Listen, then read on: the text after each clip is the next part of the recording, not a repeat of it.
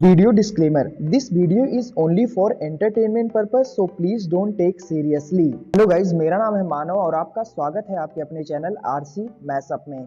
Guys, आज के इस वीडियो में हम देखने वाले हैं एक कमाल के मैशअप रिएक्शन को। अगर आपको ये मैशअप रिएक्शन की वीडियो पसंद आएगी तो वीडियो को लाइक और शेयर जरूर कर दीजिएगा और चैनल पे नए हैं तो चैनल को सब्सक्राइब जरूर कर लीजिएगा। Thank you. तो गाइज, आगे की बात हम वीडियो खत्म होने के बाद करते हैं, तो चलिए इस कमाल के मैशअप रिएक्शन की वीडियो की शुरुआत करते हैं। Hope you will enjoy. यार, और ऐसा बात बोलते हैं खान सर कि हम लोग रिलेट कर पाते हैं। हाँ, एकदम जैसे फैमिली से हम लोग भी रिलेट कर पाते हैं इन सब चीजों के कि हाँ यार, बचपन में ये होता था कि अगर कहीं लड़ाई हो रही है, ऐसा मोमेंट चल रहा है और कहीं गलती से हम लोग आगे कुछ मांगने कुछ करने तो अलग से पिटाई शुरू की, तुमको अभी सब चाहिए होता है ये वो। मतलब क्या ही बताया जाए यार, मजा आ गया। मतलब बहुत पुरानी चीजें ताजे हो गई। और भाई देवी, अगर बात की जाए इजराइल की, भाई नो डाउट यार, इजराइल के जो कमांडो हैं एंड इजराइल का जो मोसाद है, आइए समझते हैं कि सीबीआई कैसे जांच करती है, इसके दायरे में कौन कौन लोग आते हैं और कैसे सीबीआई किसी भी बड़े से बड़े मामले को सुलझा लेती है और लोग इससे डरते क्यों हैं, इसके कामकाज का तरीका क्या है। देखिए, जो पुलिस होती है उसका दायरा फिक्स होता है, वो एक राज्य में रहती है, वो दूसरे राज्य में नहीं जा सकती है। यदि किसी दूसरे राज्य में कोई घटना हुई है, उसकी शिकायत किसी दूसरे राज्य में की जाती है तो उसे 0 FIR कहते हैं। यहाँ की पुलिस इस FIR को उस राज्य में ट्रांसफर कर देती है और वो वहाँ जाके जाँच नहीं कर सकती है। जैसे बिहार पुलिस गई थी महाराष्ट्र में, तो महाराष्ट्र में उन्हें जांच करने नहीं दिया गया था। हालांकि ये जांच करने नहीं बल्कि कोऑर्डिनेशन के लिए गए थे कि जो सुराग है, कुछ हमारे पास भी जानकारियां हम आपको दे देते हैं। लेकिन जब पुलिस से ऊपर मैटर चला जाता है तो उसे CID कहते हैं। CID की भी सेम समस्या है, वो भी एक राज्य में ही सीमित रह सकती है। तो बिहार की CID महाराष्ट्र में जाके इंट्रोगेट नहीं कर सकती है और ना ही महाराष्ट्र की CID बिहार में आके इंट्रोगेट कर सकती है। तो इसके लिए एक समस्या उत्पन्न हो रही थी, तो इसे दूर करने के लिए एक सेंट्रल बॉडी की स्थापना की गई जो जिसका पावर ज्यूरिडिक्शन अथॉरिटी पूरे इंडिया लेवल पर हो। साल 1941 में दिल्ली स्पेशल फोर्स का गठन किया गया, लेकिन साल 1946 में दिल्ली फोर्स को एक स्पेशल पावर एक्ट के तहत जांच करने का अधिकार दे दिया गया और इसी को 1963 में CBI में बदल दिया गया। CBI का हेडक्वार्टर जो है वो दिल्ली में है। ये बहुत ही हाई प्रोफाइल मैटर की जांच करती है, चाहे वो राष्ट्रीय हो या अंतर्राष्ट्रीय मैटर हो। इसे पुलिस का पुलिस भी कहा जाता है। जैसे पुलिस एक डिपार्टमेंट है, यदि उसी में करप्शन होने लगे तो उसकी जांच CBI कर देगी। कोई भी डिपार्टमेंट है, जैसे मान लीजिए आपके यहाँ का कोई भी डिपार्टमेंट है, अगर वो वही करप्ट हो गया तो उसकी जांच करने के लिए CBI आ जाती है। CBI के जो अफसर होते हैं ज्यादातर वो सिविल ड्रेस में ही आप उनको देखेंगे, वो वर्दी नहीं पहनते हैं। जब वो किसी सामान्य चीजों की जांच के लिए जाते हैं तो अमूमन उनके पास हथियार नहीं होता है, लेकिन जब वो किसी ऐसे एरिया में जाते हैं जहाँ खतरा होता है तो वो हथियार भी अपने साथ रख सकते हैं। CBI में उनके कर्मचारियों की काफी कमी है और CBI के पास बहुत से ज्यादा मामले हैं जो लंबित है। इस वजह से CBI के ऊपर एक एक्स्ट्रा वर्कलोड रहता है। इस वजह से उन्हें सैटरडे संडे को भी काम करना पड़ जाता है, जिस कारण इसे देखते हुए सरकार उन्हें साल के 12 महीने में कुल 13 महीने की सैलरी देती है। CBI जो होती है वो department of personal and training यानी कार्मिक मंत्रालय के अधीन काम करती है, जिस पर PMO प्राइम मिनिस्टर ऑफिस सीधी नजर रखती है।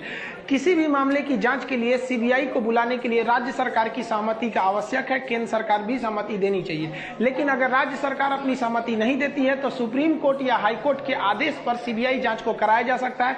हाई कोर्ट और सुप्रीम कोर्ट CBI से आग्रह नहीं करती है बल्कि आदेश देती है कि आप इस मामले की जांच करें। एक बार जब जांच CBI को मिल जाती है तो CBI का दायरा पूरे हिंदुस्तान में है, ये किसी के अंडर में अब नहीं आएंगे, ये किसी से भी इंट्रोगेट कर सकते हैं। आप देखे होंगे बिहार पुलिस के जब SP जब गए थे विनय तिवारी महाराष्ट्र में, तो इन्हें क्वारंटीन कर दिया गया था, इन्हें कोई भी सहयोग नहीं दिया गया था। लेकिन जब इसी कमांड को अगर CBI अपने हाथ में ले लेती है तो CBI पर किसी भी तरह का कोई दबाव नहीं रहता है, ना ही कोई लोकल MP MLA या मंत्री का कोई दबाव रहता है। अमूमन ऐसा देखा जाता है कि आपका अगर आप पहुंच वाले हैं या फिर आप बहुत ज्यादा रसूख रखते हैं तो पुलिस स्टेशन में आपकी कुछ ज्यादा अच्छे से इंट्रोगेट पुलिस नहीं कर पाती है। लेकिन यह समस्या CBI के पास नहीं रहती है, CBI पर किसी का भी दबाव नहीं रहता है। CBI को यदि अंदेशा हो जाता है कि नहीं, इस मामले में अगर पुलिस डिपार्टमेंट का ही कोई बड़ा से बड़ा अफसर क्यों नहीं संदिग्ध है तो वो उसकी भी जांच कर सकती है। जबकि अगर कोई पुलिस डिपार्टमेंट करेगी तो वो खुद डरती है अपने बड़े अफसर से इंट्रोगेट करने के लिए। लेकिन CBI के साथ इस तरह की कोई समस्या नहीं है। CBI जो है एकदम एडवांस एडवांस टेक्नोलॉजी का प्रयोग करती है। वो उसे जिस लोगों का जरूरत की होगी उन्हें लोकेशन को ट्रेस कर लिया जाएगा, उन्हें इंट्रोगेट के लिए बुलाया जा सकता है। इनके जो स्पाई होते हैं, जो जासूसी होती है, वो काफी स्ट्रिक्ट होती है। इनको जिन पर भी संदेह रहेगा उनको एकदम बेहतरीन ढंग से उनका इंट्रोगेट किया जाएगा। यदि आप सीबीआई के जांच में सहयोग नहीं करते हैं तो आपको अरेस्ट भी किया जा सकता है, चाहे आप कितने भी बड़े अधिकारी क्यों ना है। सीबीआई की जो सबसे बड़ी पावर हो जाती है वो सीबीआई के विभिन्न डिपार्टमेंट को लेकर, वो आपके धन की लेन देन की जांच कर सकती है, डिजिटल की लेन देन की जांच कर सकती है, आपके मोबाइल ट्रेस को कर सकती है, ईच एंड एवरी चीज को कर सकती है। जबकि पुलिस के पास ये समस्या नहीं है। अगर मान लीजिए कि कोई मामला आता है, जैसे अभी रिया चक्रवर्ती पे आरोप लग रहा है कि सुशांत सिंह राजपूत के अकाउंट से बहुत कम समय में 15 करोड़ रुपए को ट्रांसफर कर लिया गया, तो पुलिस इसकी जांच अच्छे से नहीं कर पाएगी। जबकि सीबीआई के पास एक स्पेशली इसके लिए डिपार्टमेंट है, वो तुरंत जांच कर लेगा कि कहां अकाउंट से पैसा आया, कहां तुरंत चला गया। हालांकि इसकी पैसे की जांच के लिए एक बेहतरीन डिपार्टमेंट है, ईडी इन्फोर्समेंट डायरेक्टरेट प्रवर्तन निदेशालय। ये वित्त मंत्रालय के अधीन ही काम करता है। ये एकदम बारीकी से जांच करता है कि आप पैसे को कहां से कहां लेके गए। अगर उसे डाउट हो जाएगा कि आप पैसे का गलत लेन देन किए हैं तो आपके संपत्ति को ईडी सीज कर सकती है। तो अभी सुशांत सिंह मैटर में ईडी भी प्रवेश कर चुकी है, तो पैसे की लेन देन पे तो पूरी तरह अंकुश लगाया जा सकता है। और साथ ही जब सीबीआई एंट्री कर चुकी है तो हम उम्मीद करते हैं कि इसका एक स्पष्ट और एक निष्पक्ष जांच की रिपोर्ट आएगी। सीबीआई महाराष्ट्र पुलिस पर भी दबाव बनाएगी कि आखिर क्या कारण थे कि आप लोग एफआईआर दायर करने में इतना लेट कर दिए, आखिर क्या कारण था कि बिहार पुलिस को इसमें इनिशिएटिव लेना पड़ा,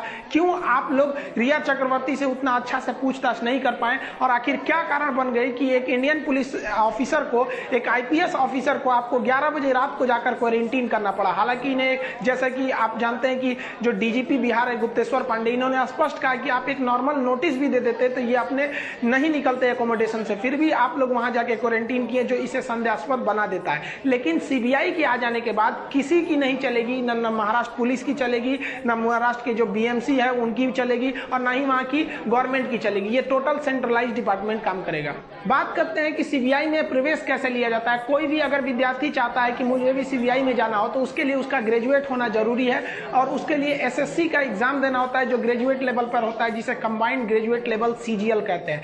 इस एग्जाम के माध्यम से उसे math, reasoning, English, general studies, current affair पे अच्छा पहुंच होना चाहिए, जिसकी वजह से उसे टीयर 1, टीयर 2 पास करने के बाद उसे इंटरव्यू में फाइनली जाना पड़ता है। उसके बाद उसे डिपार्टमेंट दिए जाते हैं, रैंकिंग्स के हिसाब से सीबीआई में आपका सिलेक्शन होता है। इसके अलावा सीबीआई में जाने का एक और रास्ता है जिसे डिप्यूटमेंट कहते हैं। आप किसी राज्य पुलिस में यदि कार्यरत है तो आपकी जो परफॉर्मेंस रेट है उसके हिसाब से सीबीआई जो होती है वो राज्य पुलिस से भी कर्मचारियों को सेलेक्ट करके अपने यहां भर्ती कर लेती है।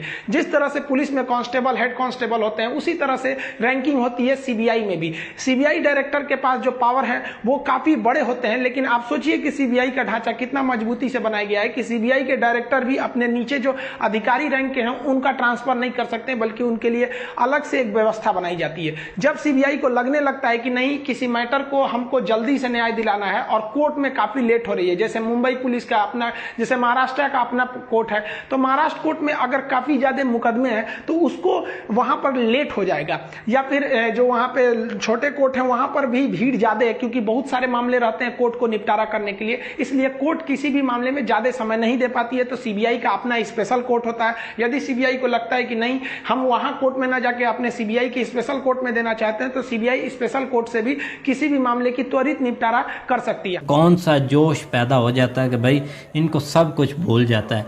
और देख लें कि भाई सही सरप्रशान ने आज बताया कि ये लोग हमारे साथ खेलते हैं।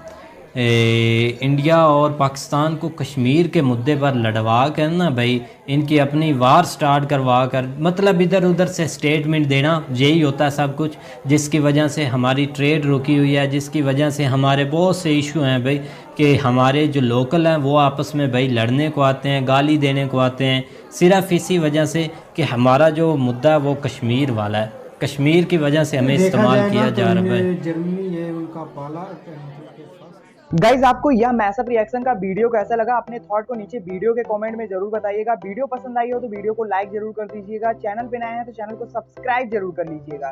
तो थैंक यू, मिलते हैं नेक्स्ट वीडियो में।